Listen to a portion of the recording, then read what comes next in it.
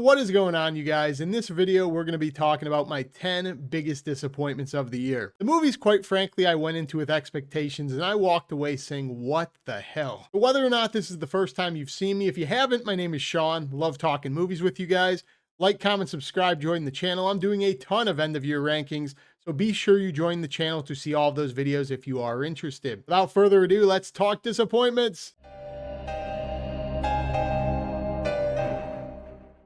Coming in at number 10 is actually Nobody 2. Now, I didn't hate this film, but this movie was entirely forgettable to me, which was quite frankly disappointing. I don't really see where they go in number 3 that gets my interest back on board here. I thought number 2 was just a run-of-the-mill copy of the first film, just worse in every way. It didn't really expand on the family. It didn't really expand on the lore of his job and what's going on there. You're just hanging out with this guy and his family in brief spurts, and it's doing the exact same thing it did in number 1. It just felt like a watered down comedic version of John Wick. So coming from the original Nobody, a movie I found to be pretty interesting and unique, I found this movie to be super generic. Again, not the worst movie I've seen this year, just an entirely forgettable action sequel, and quite frankly, one of the movies that follows that formula I really hope we get away from. I'm kind of sick of franchises that work as a single movie, announcing a sequel years later, and then just doing the exact same thing. So you wait all of these years, you have expectations for the big sequel, and then you get disappointed because it's more of the same, just not done as well. At number 9, we have A Working Man, another action movie. This movie starred Jason Statham and was directed by David Ayers, the guy who brought us The Beekeeper. That movie was in my top 10 last year. I loved The Beekeeper. Everything about it worked. I thought it was so self-aware. So going into this movie, I thought it was a lock. I was going to at least like it, let alone love it. And much like Nobody, I just find this movie to kind of just exist in limbo. I don't really know why this movie exists. It's a Jason Statham movie. And if you've seen one, you've seen them all. But this one just felt super generic, even for his films. It felt like everything they did in The Beekeeper was undone in this film. And it felt like this movie was the exact opposite. It was not self-aware at all. Didn't really know where to lean into. And it just felt like a super generic carbon copy action film we get 100 of a year. And that disappointed me because, as I said, I love The Beekeeper. I'm a pretty big fan of Jason Statham in general, even though his movies are so cliche. Another action film I couldn't tell you a whole lot about. In one ear, out the other. I hate that. I got that experience so many times this year. But seriously though, the big issue I have with this movie, it took way too long to get going. The first half of the movie, I get it. You're establishing lore. But you have these side plots where you have his friend from the army that doesn't really amount to anything. The story of his daughter doesn't really amount to anything. This movie's just incredibly backloaded, the action. It's like 2 hours and 20 minutes, which is an absurd runtime for an action film. And this movie is jam-packed in the final 20, 30 minutes. But getting to that point, it's like an hour and 45 minutes of plot and lore. We're here for Jason Statham. What are we doing? Super forgettable amongst a pool of action films we get every year. At number 8, we have Black Phone 2, another sequel. Noticing a trend here. But this movie disappointed me because I had such high expectations for the sequel, both because I really enjoyed the first Black Phone, and I think Black Phone 2 might have had the best trailer marketing of the year. When they released those teasers, holy shit, I was on board. This movie was kind of teased to be a Nightmare on Elm Street clone where you have the grabber in a dream world going after and killing people. The way they tease the aesthetic of that and the way they bring the grabber back really intrigued me for where this franchise could go, because I often say, if you're going to make a sequel, get creative, get fun.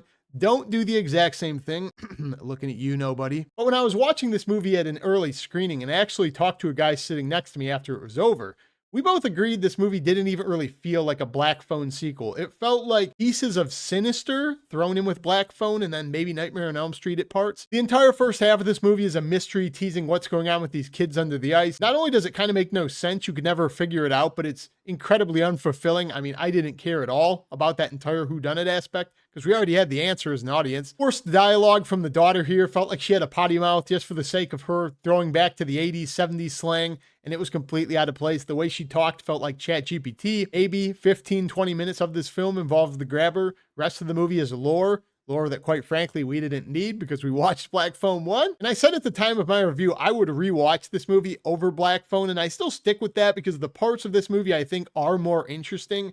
It's just as a whole, this movie kind of fumbles the bag with the premise of the grabber in the dream world. Now, the scenes we do get of the grabber, kind of Freddy Krueger-esque, when he's in the dream world, you have that grainy aesthetic. I thought it was awesome. Problem is, you just don't get enough of it. All of the good bits are in the trailer and the teaser. There's some flaws in logic for what's going on with the characters, how they know they're dreaming, how they exist, and how they live through some of the action. There's way too small of a body count. I think only 2 or 3 people even die in this film. I'll tell you right now, it's not even near the bottom of my overall ranking, so it's still above average for me, but for what the teaser and the trailer promised, incredibly disappointed. Coming in at number 7 is actually Fear Street Prom Queen, the Netflix movie. The Fear Street movies, the R.L. Stine books, you have some really cool routes you could go in adapting these into adult movies. So coming into Fear Street Prom Queen, they announced it was an old school slasher like the 80s at prom.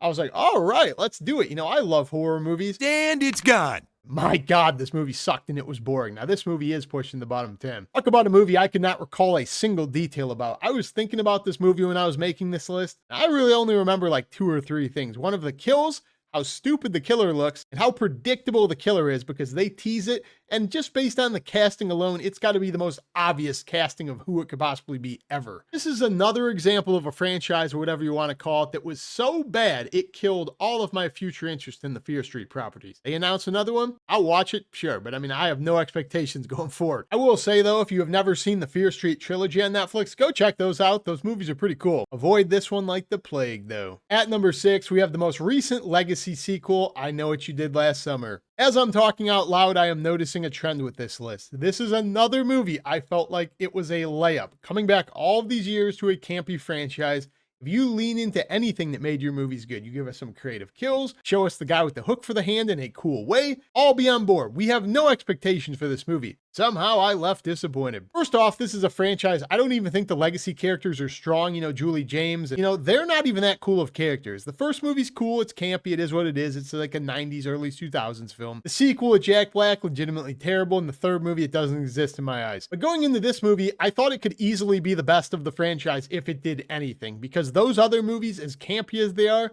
they're not that good. But upon leaving this movie might be the worst of them all, I think, because this movie commits cardinal sins. It sabotages the legacy characters, massive suspensions of disbelief in what these characters are doing, who could possibly be doing it, their motives. Killer reveal, some people loved it. Asinine to me, one of the dumbest reveals I've ever seen in my life. Both because of how predictable it is, it's teased in the movie, the leaps in logic to get there, who could possibly be involved.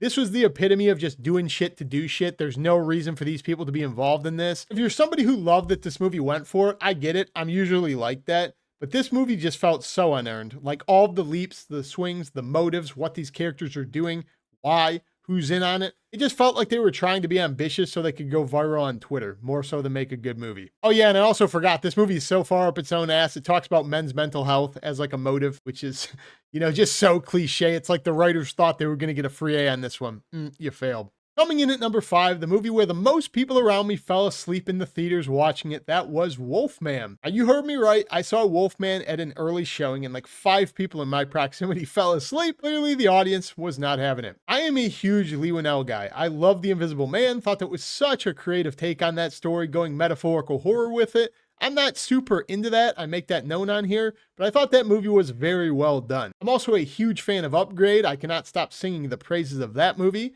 So coming into Wolfman, I was like, give this guy the keys to the car. Let him do whatever he wants. Leigh Whannell is the man. I guarantee this movie's going to be good. And yeah, I might need those keys back or I need to hire an Uber. This movie was so painfully slow to get through. And the metaphors they're going for about like abusive fatherhood, it was such a drag, such a depressing movie. I don't really know even what the backbone of this movie was supposed to be, because the first 2/3 of the movie are just them sitting around and him getting sick and legitimately nothing happens. It's a slow burn, emphasize on slow. Then the final third of the film is when he's the Wolfman, and there are a couple of cool scenes with his like wolf vision or whatever you want to call it. You get some of this night vision scene where you get to see what it's like from his perspective. I thought that was kind of okay. But the whole time I was watching this, I was like, why did we need to remake Wolfman? We have like 15 versions of this movie, and I think they're basically all better than this. For the life of me, I have not met a single person who enjoyed this movie. And in the comment sections, I have an on-running bit with one of my followers where we always mention Wolfman and how bad it sucks. because shared misery bonds, I guess. At number 4, you have the latest Knives Out Wake Up Dead Man. Now, I have looked on Rotten Tomatoes and on IMDb. I see it. I am in the minority. The people are raving about this. The greatest Knives Out ever. Could not disagree more. That movie put me to sleep. I will say this. I do think the lead and Josh Brolin are both good, but this is by far the most predictable Knives Out film so far.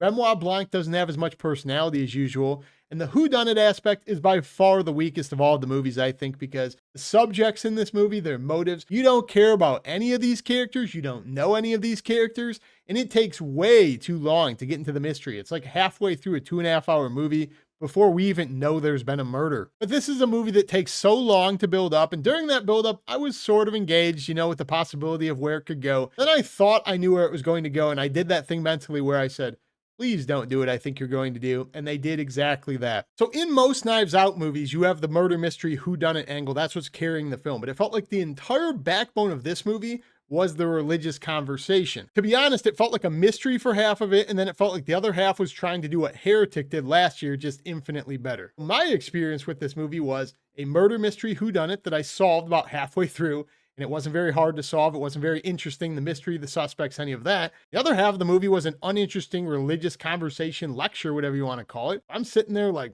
yeah, this ain't it. This movie sucks. So if it worked for you, I'm happy for you. I've read the reviews. I understand I'm in the minority on this one. Everyone's seemingly loving this. They say it's the best mystery. Could not disagree more. This movie was awful. So coming in at number 3, another movie I do not agree with the average reviewer on, that is Bring Her Back. The year it came out, I loved Talk to Me. I thought that movie was so damn creative, taking a played out formula of the supernatural, talking to the dead, adding some spice to it. It was violent. Loved it. Thought it was by far one of the most creative movies of that year. But when I heard the Philippou brothers were directing once again, but it was even darker, the question I had was, how dark can you possibly make a movie? And to answer that question, it's basically as dark as when you pull something out of the oven, it's burnt to shit, and it's no longer edible.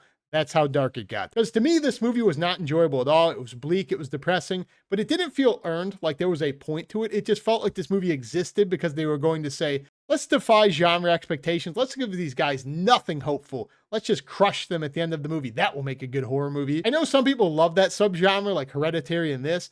This movie felt entirely unearned. Like all of the kills, all of the violence, the storylines with these characters, where they end up going, characters who get killed off, kill the main storyline completely. Don't get me wrong, this movie has some of the gnarliest, most disgusting gore of the year. I mean, it will be stuck in your head, this guy gnawing on a butcher's knife. Why was he doing it? There's no point to any of that. It's like they said, yeah, we're behind quota. We need something fucked up so the fans say this movie's bleak. Yeah, let's give them that. And that's just how this whole movie felt. It just felt like every single decision was meant to be like a kick in the balls. And I can put up with it for a while if it's central to the story, but even as a horror movie fan, I watch nothing but horror movies most of the time. And I would never rewatch this movie. I mean, what, you just want to hate yourself? What's the point of this movie? Again, if it worked for you, more power to you. I am happy for you as a horror movie fan. I like to see movies like this exist. But I thought the movie was completely unearned. I thought the violence was unwarranted. There was no point of it existing. Inferior to Talk to Me in every single way. How people say this movie is better, I have no idea. Coming in as the second worst movie of the year, a movie I have talked about, quite frankly, way too much up to this point. That is 28 Years Later.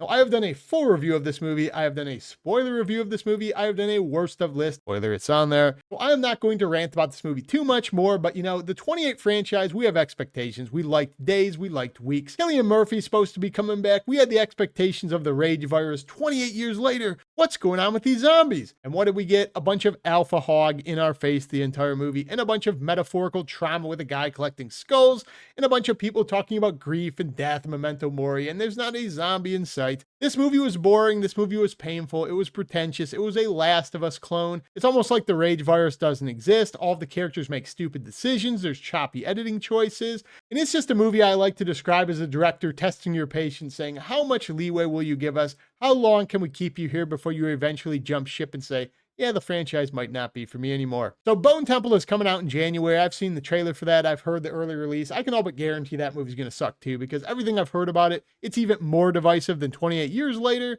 And apparently there's even less infected than 28 Years Later. So get ready for some more alpha hog. So 28 Years Later, it's on Netflix now. If you like days, you like weeks, probably won't like this one, but hey, you want to be disappointed like me, join the party. But coming in at number 1 is by far the biggest disappointment of the year. That was Mickey 17. Now, being someone who's a huge fan of Bong Joon-ho, I loved Parasite, loved Memories of Murder.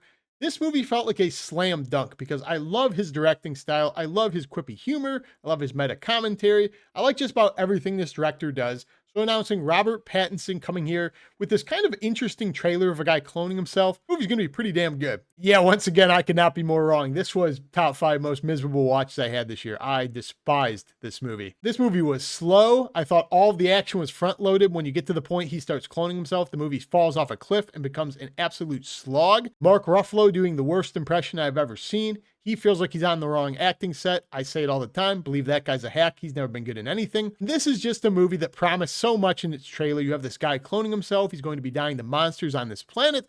And you're seeing these cool and funny ways that's happening. And then you have this commentary about society. What it really boils down to is about 15 minutes at the beginning of the movie with him cloning and the monsters.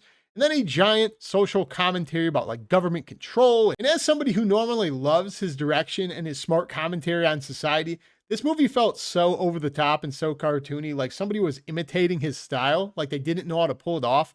Kind of weird because it was himself doing it. But this movie was just so far gone. There was nothing realistic about it. The way characters acted, the way other characters react to other people reacting. It was like a giant caricature of society. And I get that's what they were going for. If it worked for you, more power to you. For me, felt incredibly stupid, and I could not suspend my disbelief. I found it painfully unfunny. But while I've said about other movies, I didn't actually hate this movie. No, I hated this movie. This movie was bottom 10 for me. It was absolute trash. Never heard anybody who liked it. There you have it, guys. That's my list of the 10 biggest disappointments I saw this year. Still got a surprise video to come later this week, so be around to check that out. I will see you in that video. Peace.